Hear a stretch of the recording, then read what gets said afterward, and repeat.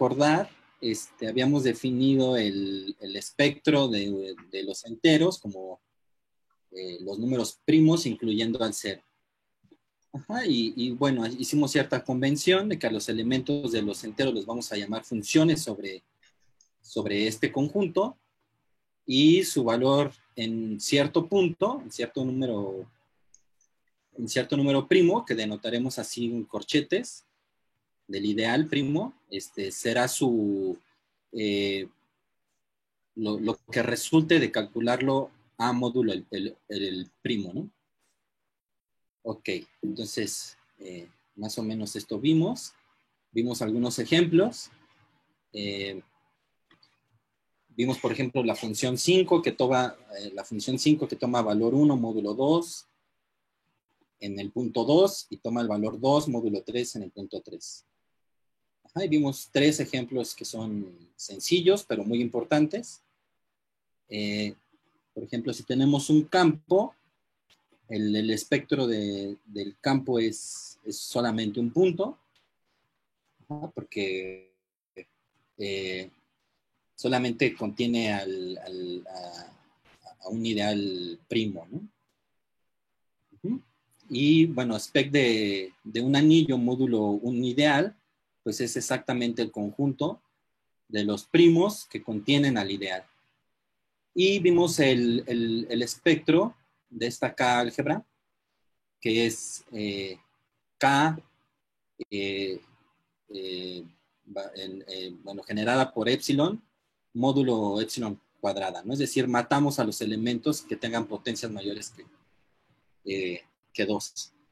Y esto es exactamente epsilon. Esto, obviamente, aquí estamos tomando epsilon suficientemente pequeña. Y bueno, esto es un espacio, bueno, de hecho es parte del espacio tangente. Globalmente es el espacio de levantamientos o el espacio de deformaciones. Bien, entonces ahí fue donde nos quedamos. Luego definimos una topología de Zariski para cierto subconjunto de un anillo. Pues lo definimos exactamente como aquellos primos que contienen a este conjunto, es decir, los puntos sobre los cuales todos los elementos de ese son 0, y declaramos a tales conjuntos como los conjuntos cerrados, y por lo tanto induce una topología que se llama topología de Zariski. ¿Ah? Y bueno, entonces, con esto es suficiente para generar una topología, y los abiertos distinguidos también los podemos dar de manera explícita como locus donde la función no se anula. Y bueno, estos abiertos distinguidos forman una base para la topología de Zariski. ¿Sí? Entonces, estas son cuestiones topológicas. Vimos una pequeña nota donde la función 0 es un punto denso, ¿no? Visto como punto de los enteros. Es decir, que su cerradura completa el espectro de Z. Ajá. Ahora, bueno, continuando, hasta esto nos quedamos la otra vez, y continuando un poquito más allá, no es muy difícil demostrar que si tenemos un morfismo de anillos y tenemos un ideal primo en A, entonces su contracción, que está dado por la imagen inversa del primo, es un ideal primo en B. Ajá. Es decir, este lema, categóricamente hablando, esto nos dice que el espectro de cierto anillo lo podemos ver como un funtor, de hecho contravariante, ¿no? Porque cambia las flechas. O sea, si tenemos un morfismo de anillos de B a A, entonces el spec ¿sí? Va de spec de A a spec de B. ¿Sí? Entonces cambia las flechas y por eso es un funtor contravariante. Eso se llama funtor contravariante. Y bueno, ¿por qué consideramos ideales primos y no ideales maximales? Los ideales maximales son aquellos ideales que en el momento en que hacemos cociente por ellos bajo un anillo, obtenemos campos. Entonces, por ejemplo, los ideales maximales de los enteros son los primos exceptuando al 0, ¿no? Y bueno, ¿por qué se consideran el spec de Z, o sea, ideales primos y no los maximales? Pues porque tenemos, por ejemplo, la inclusión de Z en Q, ¿no? Entonces, pasando al spec, esto nos voltea las flechas, tenemos spec de Q, Q es un campo, entonces es un punto, y eso nos manda a spec de Z. Entonces, por ejemplo, el ideal 0 no se contrae, ¿no? Es decir, no es un ideal maximal. Digo, no es un ideal primo, perdón. Entonces, por funtorialidad, digamos, estamos considerando ideales primos y no maximales. ¿Vale? No sé si hasta aquí haya alguna pregunta.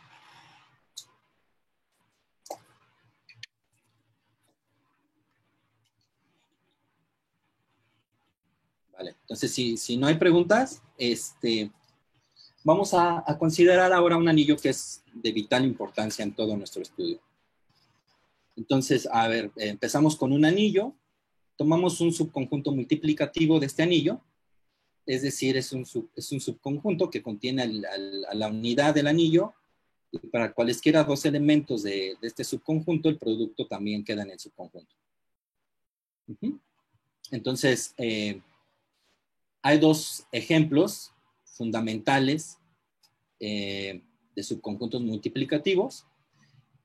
Uno es el complemento de un ideal primo, esto por definición de ideal primo, este es multiplicativo, y también potencias de un elemento en A.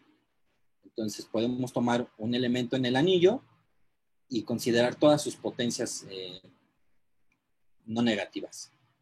Entonces estos dos forman subconjuntos multiplicativos, es muy fácil de verificar. El primero por la definición de ideal primo y el segundo por propiedades multiplicativas. Y podemos definir la localización de un anillo a lo largo de un subconjunto multiplicativo como este conjunto. Es un conjunto del producto cartesiano del conjunto con el anillo, módulo una cierta relación de equivalencia. Entonces, dos elementos están relacionados. Si existe un elemento en el conjunto multiplicativo, tal que al multiplicar ese elemento por esta diferencia, eso es igual a 0. Entonces, a esta localización del anillo también se llama anillo de fracciones con respecto a ese, o localización con respecto a ese. ¿Sí? Y a una clase particular de este anillo lo denotamos por A entre S. ¿Sí? Entonces es más o menos la construcción que se tiene de Q a partir de Z.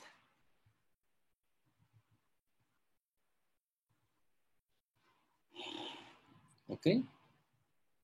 Entonces estas son construcciones y bueno, se puede definir una adición y una ley externa tal que la localización de A con respecto a un subconjunto multiplicativo nos da una estructura de anillo.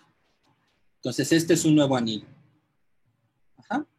Y bueno, este lema es importante también. Si tenemos un conjunto multiplicativo, consideramos la inclusión, es decir, aquí mandamos un elemento del anillo a dividir por 1. Esto es un morfismo canónico. Y por funcionalidad del spec, cambia las flechas. Tenemos el pullback, así se llama, que es la contracción de un ideal primo aquí. Entonces, esto induce una biyección, es decir, podemos calcular los ideales primos de la localización de A como aquellos ideales primos que no intersectan al conjunto multiplicativo, como conjuntos. O sea, que son ajenos. Y nada más aquí como una definición, si consideramos el conjunto multiplicativo del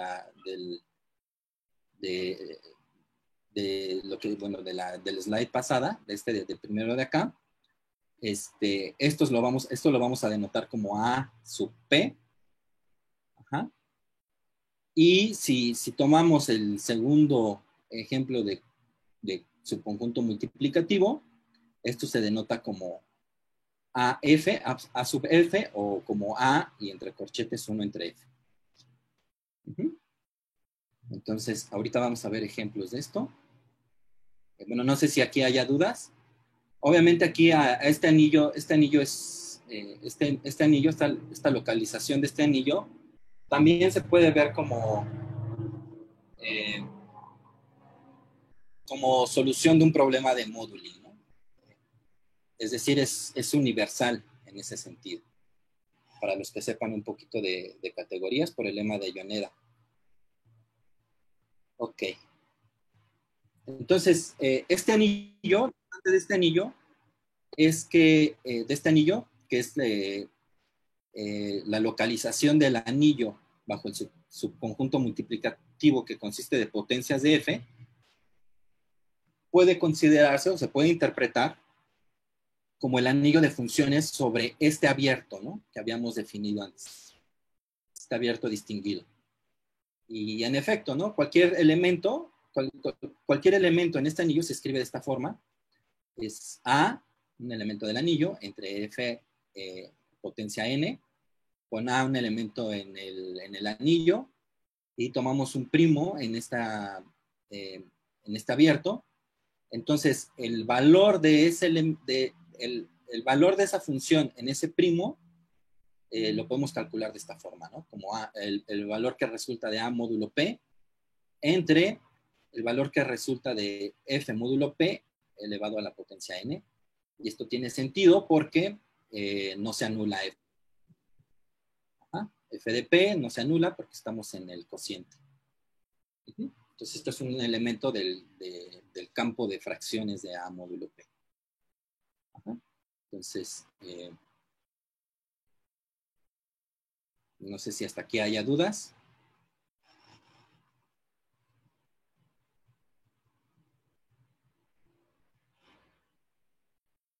¿No hay dudas, Efras?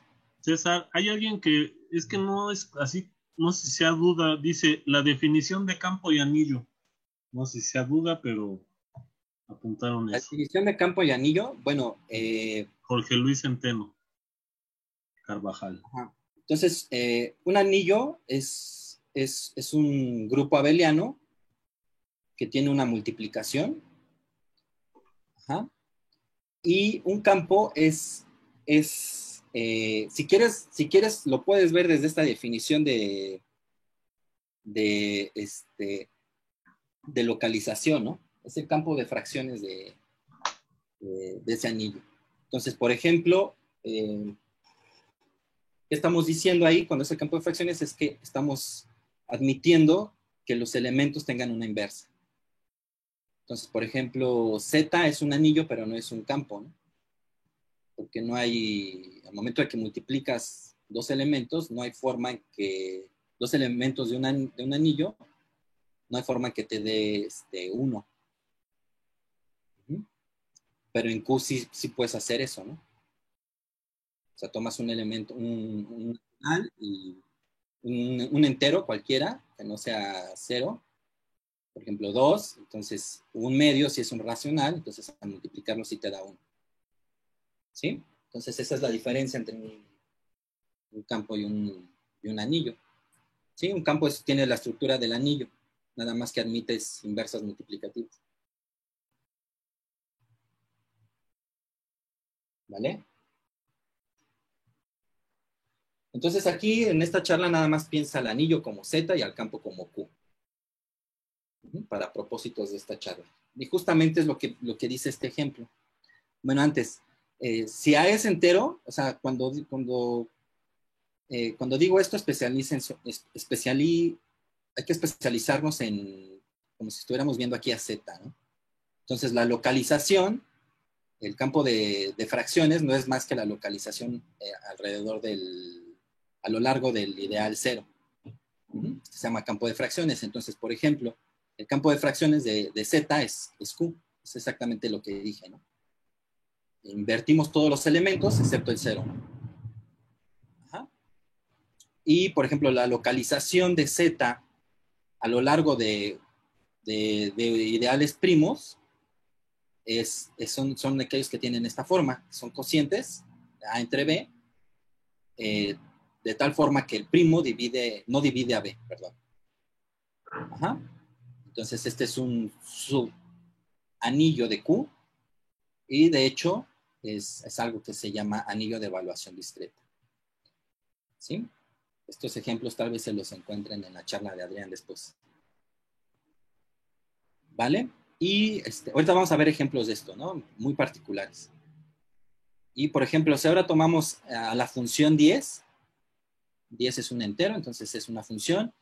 Tomamos al subconjunto multiplicativo, que son potencias de 10.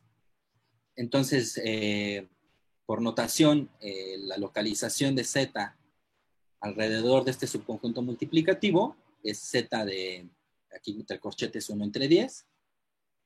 Y hay que notar algo, ¿no? Que si tenemos otro subconjunto multiplicativo, por ejemplo, 20 potencias de 20, entonces la localización no hace nada, ¿no?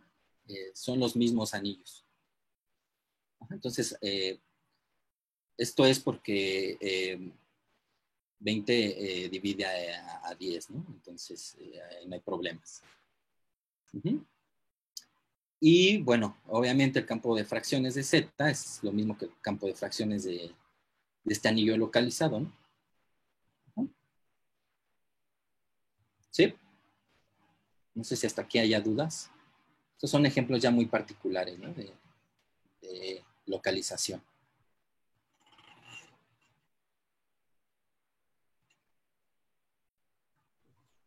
Ahorita no hay ninguna duda más. Vale. Entonces, bueno, lo que les decía, ¿no? Hace rato, un ideal de un anillo es maximal si al hacer cociente de A por este ideal, esto sucede que es un campo. Ajá. Esto lo vamos a utilizar mañana en algunos ejemplos. Y un anillo que no es trivial, se llama, o se dice que es local, si tiene a lo más un ideal maximal, ¿no? O sea, si nada más tiene un ideal y este ideal es maximal. O máximo, ¿no? Como le quieran llamar. Ajá. Y bueno, entonces, la siguiente proposición, que no es muy difícil de demostrar, es que si tienen un anillo y un ideal primo, entonces el ideal generado por P dentro de la localización del anillo en P, este ideal es el único ideal maximal. Estamos hablando de que es un anillo local. Y bueno, este ideal tiene esta forma, es F entre S, donde F es un elemento del ideal primo y S no es elemento del ideal. Entonces, ¿por qué sirve todo esto? Bueno, ahorita vamos a ver por qué sirve. Y la proposición es que podemos identificar de manera continua al espectro de A cociente I con el cerrado BI de nuestra topología de Zariski. Ajá. Es decir, estos subconjuntos son homeomorfos. Y podemos identificar, por la regla que les di en la slide pasada, justamente los ideales primos de la localización del anillo con respecto a potencias de F. Y esto es exactamente este abierto. Entonces es una identificación que de hecho es un homeomorfismo bajo la topología de Zariski, ¿no? Entonces los cerrados son de esta forma y los abiertos son de esta forma.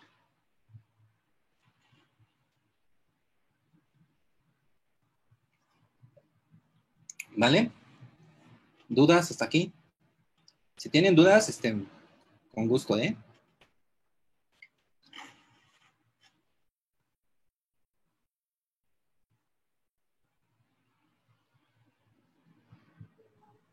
No hay dudas, César. Ya los invitamos a que pongan sus dudas, Y participaciones. si quieren hablar o quieren hacer algún comentario, también pueden hacerlo.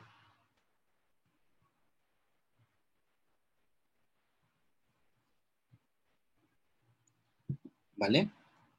Ok, ahora sí, Recuerden que para definir un esquema necesitamos un anillo,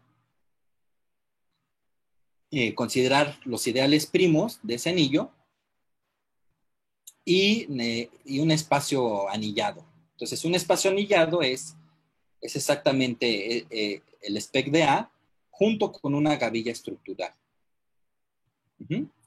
Entonces, el punto del principio de la geometría algebraica es ver que cómo definir la gavilla estructural para poder hacer una teoría de funciones en cualquier anillo. Y bueno, entonces definimos a la gavilla de funciones como la localización del anillo bajo el subconjunto multiplicativo que consiste de las potencias de F. Ajá, y estos, a los elementos de este anillo se llaman secciones. Y bueno, aquí hay un morfismo de restricción, es decir, si tenemos un abierto contenido en otro, podemos considerar el morfismo de restricción. Esto está bien definido. Y un teorema que no es trivial, de hecho es todo el punto de definir un esquema, es que esto nos da una estructura de gavilla, de anillos, ¿no? Sobre spec de A. Entonces no me voy a meter tanto a definir qué es gavilla, qué quiere decir que sea una gavilla. Simplemente tomemos como la gavilla en los abiertos de la base distinguida como las localizaciones de cierto anillo. Las localizaciones de anillo en los múltiplos de F. ¿Sí? Entonces, para que sea gavilla tiene que cumplir una condición importante. Es una pregavilla. Esto es un funtor de contravariante de los abiertos a anillos. Y para que sea una gavilla hay que exigirle dos propiedades más, ¿no? Básicamente es que se puedan generar una única sección a través de secciones sobre estos abiertos, ¿no? Entonces, ahí está el punto de la definición de esquema afín, ¿no? En ver que esto es una gavilla. Y podemos definir un esquema afín como el espacio anillado. A esta dupla se le llama espacio anillado. Entonces, es el espectro de un anillo junto con su gavilla estructural y con la topología de Zariski. Entonces, eso es un espacio anillado. ¿Vale? ¿Dudas hasta aquí?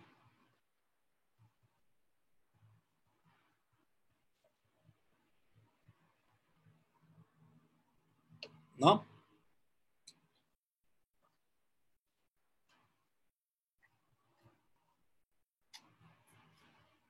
Bueno. No sé hay un par de hay un par de preguntas en el chat. A ver.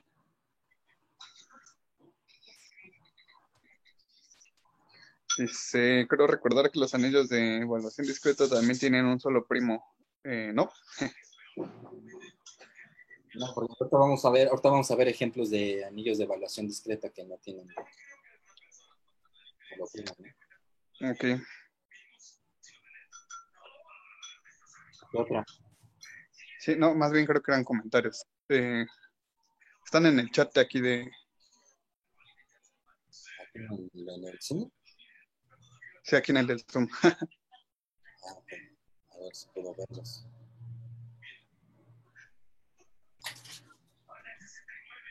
Sí, fue Jorge Alfredo. Jorge Alfredo, sí.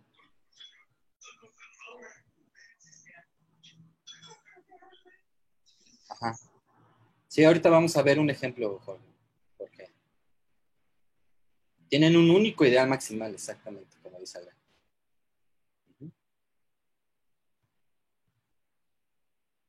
Vale. Entonces, a ver, ahora sí vamos a la parte de ejemplos, ¿no? A ver, por ejemplo, queremos ver cuál es la estructura como esquema afín de los enteros módulo 60. Entonces, hay un teorema, el teorema chino del residuo, que afirma que conocer un entero módulo 60 es equivalente a conocer este entero módulo 3, 4 y 5. Es decir, que tenemos un isomorfismo entre Z módulo 60 y Z módulo 4, tomando un elemento aquí, tomando un elemento de Z módulo 3 y tomando un elemento de Z módulo 5. Ajá.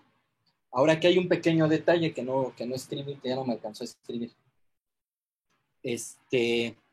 Hay algo en la teoría de anillos, en álgebra conmutativa, que se llama el radical o el nil radical.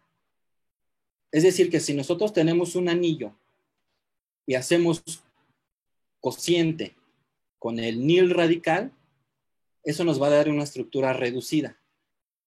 Es decir, nos va a contar los mismos ideales primos. Entonces, bajo esta estructura reducida, encontrar al spec de Z módulo 60 es equivalente a encontrar al spec de Z módulo 30. ¿Sí? Porque Z módulo 30 es la reducción o sea, el nil radical de Z es 0. El nil radical de Z es 30. Ajá. Entonces, los ideales primos, pues son los mismos ideales primos que contienen a 30, o sea, que dividen. Entonces, son 2, 3 y 5. Todos estos puntos se llaman puntos cerrados porque son ideales maximales. ¿Sí? Estos ideales son maximales. De hecho, en spec de Z, solamente tenemos un punto genérico y los demás ideales son ideales maximales. Ajá. Entonces, bueno, aquí es un poquito de trampa, que hay como un dibujo en donde está el 2, que es un punto, está el 3 y está el 5. Ahora, pero el teorema chino del residuo me dice esto. Entonces, más bien aquí 2 hace 2 al cuadrado es 4, ¿no? Entonces, aquí estamos considerando nilpotentes. Entonces, esa es la diferencia. Y en el reducido no consideramos nilpotentes. Entonces, es un poco más gordo este punto. Es como un doble punto. ¿Vale? Entonces, es algo que debí de haber dicho, pero ya no dije. Aquí tenemos otro ejemplo. Tenemos este anillo de evaluación discreta. Contestando un poco la pregunta de Jorge Alfredo. Localizado en 5. Entonces, los ideales primos consisten de 0 y 5. Entonces, tiene 2 ideales primos y un único ideal máximo. ¿Sí, Jorge Alfredo? Como complementando también la respuesta de Adrián, ¿no?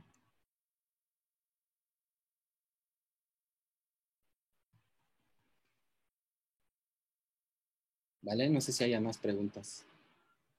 ¿Hay preguntas sobre estos ejemplitos?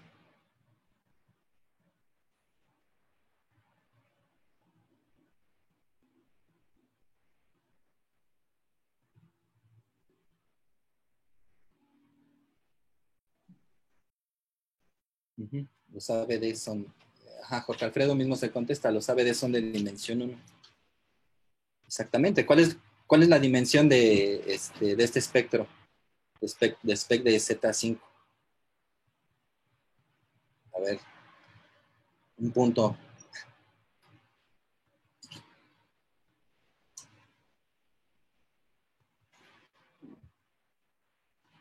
Un punto al que me diga.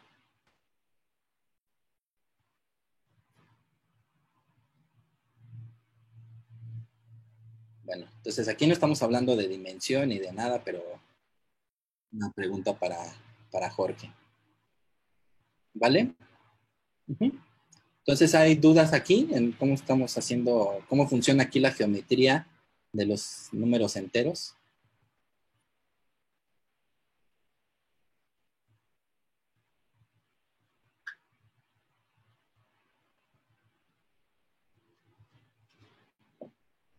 El punto de dimensión 1. Vale, entonces continuamos. No me dejen acabar porque ya es la última slide. A ver, por ejemplo, aquí tomemos a la función 10. La función 10 es un entero. Ajá. Entonces, ¿quién es spec de z localizado en potencias de 10? Pues es más o menos fácil ver que es el punto genérico, el cerrado, el punto genérico, uniéndole productos de estos elementos. Acuérdense que estos elementos son fracciones de A un entero entre potencias de 10, multiplicados por primos que no sean 2 ni 5. Entonces esto es un abierto. De hecho, esto se puede identificar con el abierto D de 10, ¿no? El abierto distinguido. ¿Sí? O sea, solamente se anulan en 2 y en 5 las funciones. Y aquí haciéndolo un poco con la comparación de este cociente, spec de z módulo 10, pues son los ideales primos que contienen a 10, ¿no? Entonces solamente hay 2, es 2 y 5. Ajá. Que, bueno, si ustedes ven, si formamos al cerrado que consiste de la función 10, pues es exactamente el complemento de este, ¿no? Entonces tenemos D de 10 menos ese cerrado, ¿no?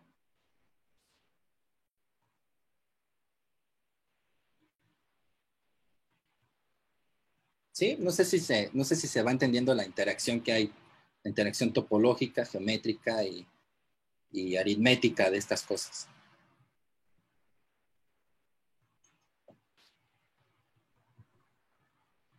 César Jefferson Gómez pregunta cuál es el lema de la Yoneda. ¿El lema de quién? Pues no sé, ve en el chat. Espero que... A ver, deja ver en el chat. Creo que se parece al chat.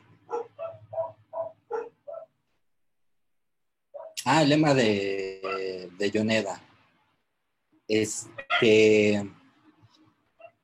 Híjole. De Yoneda, perdón.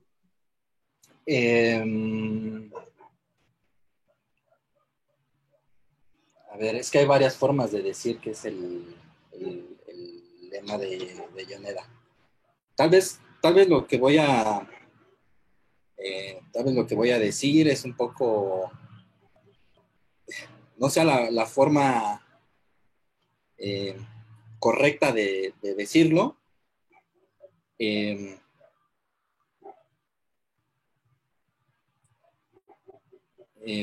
Por ejemplo, que las relaciones que hay entre un funtor que se dice que es representable, entonces tú tienes una cuestión de modeling, ¿no? Es decir, quieres representar por medio de un objeto a un funtor en ciertas categorías. Entonces, si tú consideras cualquier otro funtor, entonces ese funtor, los puntos de ese funtor están en correspondencia 1 a 1 con los homomorfismos en la categoría que tú estás estableciendo. Otra forma de decirlo es que las flechas que tú tienes en una categoría son las mismas flechas que hay en la otra. Esto se dice que es fully faithful, ¿no? No sé si contesté tu pregunta. Pero bueno, el lema de Yoneda, lo importante del lema de Yoneda es que tienes representabilidad de manera única hasta isomorfismos únicos. ¿Sí?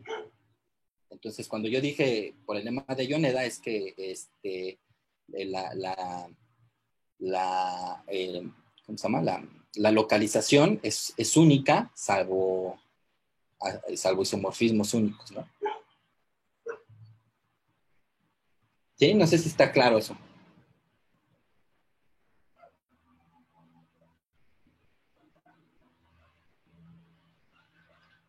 Ok. Si entendiste, está bien.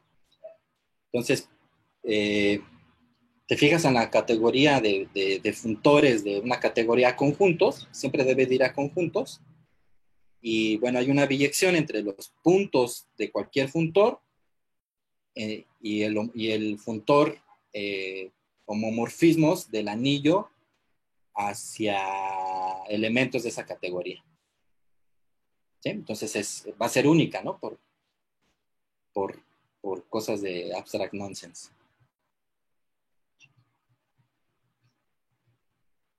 ¿Vale? Entonces, a ver, en el curso de teoría de Galois vamos a ver eso.